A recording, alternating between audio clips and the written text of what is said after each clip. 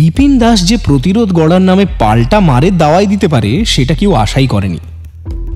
দোষ ত্রুটি থাকলেও শান্ত স্বভাবের জন্যই এলাকায় খ্যাত বিপিন দাস। যথেষ্ট নামডাকও আছে, কিন্তু তার এই রকম বিদ্রোহে ফণীভূষণ অবাক হয়ে যায়। সে বিপিন দাসকে বলে, আপনি যা বলছেন বুঝে বলছেন তো? বাচ্চা বাচ্চা ছেলেদের উস্কানি দেওয়াটা কি ঠিক হবে? বিপিন দাস বলে, শুনুন, এটা উস্কানি নয়, সেলফ ডিফেন্স। হ্যাঁ, ইটের জবাব পাটকেল দিয়ে দিতে হবে। দেবলা বলে, না না না দাদা, এভাবে বাচ্চাগুলোর মাথা খাবেন না, ওদের বিপদে ফেলবেন না। বিপিন দাস বলে, দেখুন, বিপদে আমরা অলরেডি আছি। হ্যাঁ, আর তার থেকে মুক্তি পেতে মহাদেব হালদারকে হারাতেই হবে।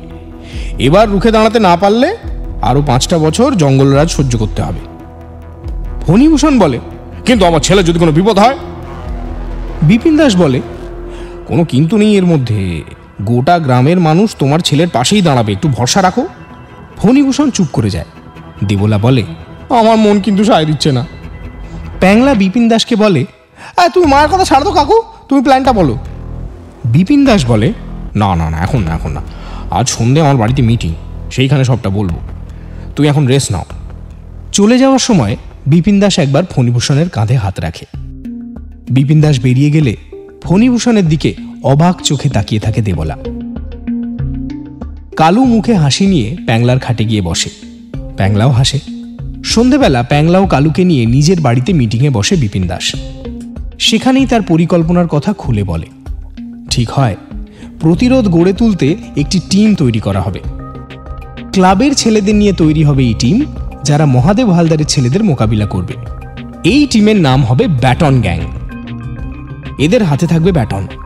মহাদেব হালদারের ছেলেরা হামলা চালাতে এলে এই টিম ঝাঁপিয়ে পড়বে। বিপিন দাসের কথা মতো গাছের ডাল কেটে কেটে ছোট ছোট ব্যাটন তৈরি করে তরুণ সংঘের ছেলেরা। সেগুলো ক্লাবে রেখে দেয়। এই ব্যাটন হাতে নিয়েই এবার থেকে প্রচারে নামবে প্যাংলারা। মহাদেব হালদারের ছেলেরা বাধা দিতে এলে ব্যাটন পেটা করা হবে। টুম্পা ভেবেছিল যে আচরণ সে করেছে তাতে সরকারি চাকরিওয়ালা পাত্র আর ফোন করবে না। ও বাবা, বেশ কয়েকদিন কেটে যাওয়ার পর সেই চাকরিওয়ালা পাত্রের পরিবার থেকে ফোন আসে। পাত্রের বাবা ফোন করে পটলার ফোনে। পটলা ফোনটা হরেকৃষ্ণ বারিককে দেয়। পাত্রের বাবা জানায় তার ছেলের নাকি মেয়ে পছন্দ হয়েছে, কারণ মেয়ে স্মার্ট, সে বিয়েতে রাজি। একই সঙ্গে হরেকৃষ্ণ বারিককে পাত্রের বাবা তাদের বাড়ি যেতে বলে। তার আগে টুম্পার একটা ফটো পাঠিয়ে দেওয়ার ব্যবস্থাও করতে বলে পাত্রের বাবা। সরকারি চাকরিওয়ালা পাত্র টুম্পাকে পছন্দ করে ফেলবে এটা হরেকৃষ্ণ বারিক ভাবতেই পারেননি। তাই আচমকা এই খবরে বেশ খুশিই হলেন। কিন্তু টুম্পার মাথায় হাত। এখন সে বিয়ের প্রস্তাব ফেরাবে কি করে? এই প্রশ্নই ভাবিয়ে তোলে টুম্পাকে। মহাদেব হালদারের আড়ম্বরপূর্ণ প্রচারের কাছে পেরে ওঠা কঠিন। দেওয়াল লিখন তো আছেই, তার সঙ্গে পোস্টার ও ব্যানারে গোটা গ্রাম ছেয়ে গেছে। সেই পোস্টারে বাবা ছেলের বড় বড় ছবি, ডান হাত উঁচু করে ভিক্টরি সাইন দেখাচ্ছে। এদিকে পার্টি ফান্ড থেকে বিপিন দাস সামান্য টাকা জোগাড় করে, কিন্তু সেই টাকায় কতই বার পোস্টার ব্যানারের ব্যবস্থা করা যায়। তাই ছেলের অগ্নি পরীক্ষায় আরেকবার সাহায্যের হাত বাড়িয়ে দিলেন ফণীভূষণ। আলমারির লকারে গচ্ছিত কিছু টাকা বের করে প্যাংলার হাতে দিলেন। তারপর ছেলেকে বললেন, জীবনে একটা কাজ যখন মন দিয়ে করছো তখন তাতে খামতি থাকলে কি চলে? নাও নাও, এগুলো নাও। প্যাংলা অবাক হয়ে গিয়েছিল ফণীভূষণের এই কল্পতরু মনোভাবে। তবে মনে মনে ভয়ও পেয়েছিল, যদি শেষ মুহূর্তে সব ভেস্তে যায়, যদি শেষমেশ লম্বু তপনই জিতে যায়। প্যাংলা একবার রিওয়াইন্ড করে স্মৃতির অতলে তলিয়ে দেখে। কোথা থেকে কি শুরু করেছিল আর আজ কোথায় এসে সে পড়েছে।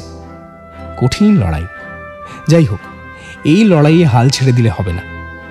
কিছু না হোক, অন্তত সন্তুর জন্য লড়াইটা লড়তেই হবে, মন দিয়ে।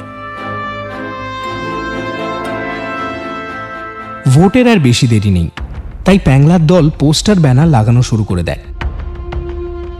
খবর পেয়ে লম্বু তপনের দলবল হামলা চালায়, কিন্তু প্যাংলার ব্যাটন গ্যাংয়ের সামনে খাপ খুলতে পারে না। প্যাংলা যেখানেই যায় সেখানেই যায় এই ব্যাটন গ্যাং। এই গ্যাংয়ে 8 জন যুবক রয়েছে, সবার হাতেই থাকে ব্যাটন। এই ব্যাটন গ্যাংকে সামনে রেখেই প্রচার চালায় প্যাংলা। মহাদেব হালদার সবটা শুনে বললেন, লড়াইটাকে মোটেও আর হালকাভাবে নেওয়া যাবে না। এবার শেষ অস্ত্রটা বের করতেই হবে। নিরাপদ জিজ্ঞেস করে, সেটা কি দাদা? মহাদেব হালদার বলে, যে সমস্ত বাড়ির ভোট আমাদের দিকে আসবে না সেই বাড়িগুলোকে টার্গেট কর, তারা যেন ওই দিন ভোট দিতে না বেরোয়। লম্বু তপন বলে, সেটা কি করে সম্ভব? প্যাংলাদের দলবল হাতে ব্যাটন নিয়ে ঘুরছে, দেখতে পেলে মেরে একবার তক্তা বানিয়ে দেবে। চটে গিয়ে মহাদেব হালদার বলেন, তবে আর কি, প্যাংলাদের ভয় ঘরে খিল দিয়ে শুয়ে পড়ো, অত ভাগা। উত্তেজনায় চেয়ার ছেড়ে উঠে পড়েন মহাদেব হালদার। তারপর নিরাপদকে বলে, যেটা বললাম সেটা কর, যেখানে যাকে পাবি সেখানেই থ্রেড দিবি। এটা আমার কাছে প্রেস্টিজের ফাইট। পঞ্চায়েত দখল রাখতে হলে এদোনগর আমার চাই। প্যাংলারা ইতিমধ্যে প্রচার শুরু করে দিয়েছে। ভোটের দুদিন আগে বিপিন দাস ও প্যাংলা দুটি গ্রুপে ভাগ হয়ে প্রচার সারে, বাড়ি বাড়ি গিয়ে প্রচার চালায়। দুটি গ্রুপেই 4 জন করে ব্যাটন গ্যাংয়ের সদস্যরা। বিপিন দাস যে পাড়ায় প্রচারে যায় সেই পাড়াতেই হরেকৃষ্ণ বারিকের বাড়ি। হরেকৃষ্ণ বারিক বরাবরই বিপিন দাসের পার্টিকেই সমর্থন করে, কিন্তু এবার দলীয় প্রতীক না থাকায় সে বিকে বসেছে। তার উপরে প্যাংলা সরকারি চাকরি ছেড়ে ভোটে দাঁড়ানোয় আরও অসন্তুষ্ট হয়েছেন হরেকৃষ্ণ বারিক। তাই ভোট দিতে যাবে না বলেই ঠিক করেছে।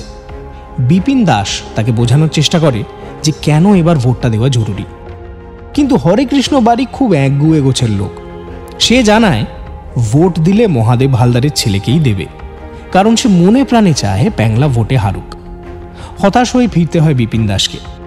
পটলাকে সঙ্গে নিয়ে ভোটের ঠিক আগের দিন সরকারি চাকরিওয়ালা পাত্রের বাড়িতে যায় হরেকৃষ্ণ বারিক। কথাবার্তা সেরে ফিরতে ফিরতে সন্ধে হয়ে যায়। গ্রামে ঢোকার মুখে হরেকৃষ্ণ বারিকদের পথ আটকায় লম্বু তপন। কিছু বলার আগেই নিরাপদ এগিয়ে এসে বলে, কাল ভোট জানেন তো হরেকৃষ্ণদা? পটলা পেছন থেকে বলে, তা আমরা কি করব? হরেকৃষ্ণ বারিক পটলাকে থামিয়ে দেয়। তারপর বলে, সে তো জানি, তাতে আমরা কি করব? লম্বু তপন গম্ভীর গলায় বলে, কিছুই করতে হবে না, ভোটের দিন বাড়ির বাইরে পা রাখতে পারবেন না। পটলা উত্তরে বলে, কেন রে, বাড়ির বাইরে পা রাখলে কি করবি? লম্বু তপন বলে, পা কেটে নেব। পটলা হম্বিতম্বি করতেই তার উপর ঝাঁপিয়ে পড়ে লম্বু তপনের ছেলেরা। তাকে বেধড়ক মারতে থাকে। ছেলেকে বাঁচাতে গিয়ে 2-1 ঘা হরেকৃষ্ণ বারিকের উপরেও পড়ে। পটলাকে আধমরা করে সেখান থেকে চম্পট দেয় লম্বু তপন ও তার দলবল। ফিরতে দেরি হচ্ছে দেখে পটলাকে ফোন করে টুম্পা। তখনই সে জানতে পারে সবটা। টুম্পা ফোন করে তারপর খবরটা দেয় প্যাংলাকে। সেই ক্লাবের ছেলেদের নিয়ে পটলা এবং হরেকৃষ্ণ বারিককে উদ্ধার করে বাড়ি পৌঁছে দেয়। মধু ডাক্তারকে খবর দেওয়া হয়। সে বাড়ি এসে পটলাকে দেখতে আসে। খুব বেশি চোট লাগেনি, তবে ঘুষি ও লাথিতে শরীরের বিভিন্ন অংশে বেশ ব্যথা। কিছু ব্যথার ওষুধ দেয় মধু ডাক্তার। টুম্পাদের বাড়িতে দাঁড়িয়েই প্যাংলা ও কালু দাদাভাই সঙ্গে হামলা চালানোর পরিকল্পনা করে, কিন্তু বিপিন দাস তাদের আটকে দেয়। তারপর বলে, শোনো শোনো, এখন মাথা গরম করলে চলবে না। হ্যাঁ, কাল ভোট, যা হবার পরে হবে, আগে ভালোই ভালো ভোটটা মিটে যাক। বিপিন দাসের কথায় ছেলেরা শান্ত হয়। তারপর এক এক করে টুম্পাদের বাড়ি থেকে বেরোতে শুরু করে। বেরোনোর সময় গেটের কাছে দাঁড়িয়ে পড়ে প্যাংলা। পেছনে ফিরে দেখে টুম্পা বারান্দায় দাঁড়িয়ে। ততক্ষণে সকলেই গেটের বাইরে চলে গেছে। টুম্পা এগিয়ে আসে প্যাংলার কাছে। প্যাংলা জিজ্ঞেস করে, কিছু বলবে? টুম্পা ঘাড় নেড়ে জানায় যে সে কিছু বলবে। প্যাংলা বলে, হ্যাঁ বলো না। টুম্পা বলে, বেস্ট অফ লাক। প্যাংলার মুখে হাসি ফোটে।